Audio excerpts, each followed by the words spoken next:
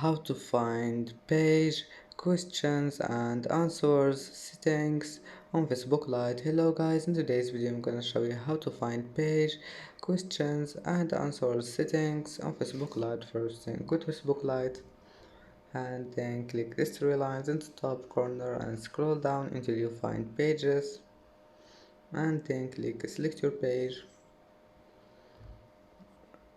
And now just click this settings icon in the top corner and then click messaging, and now just here you will find it, questions and answers. And that's it for today's video. If you like this video, please don't forget like and don't forget subscribe, and thank you for watching this video until the end, and see you in the next video.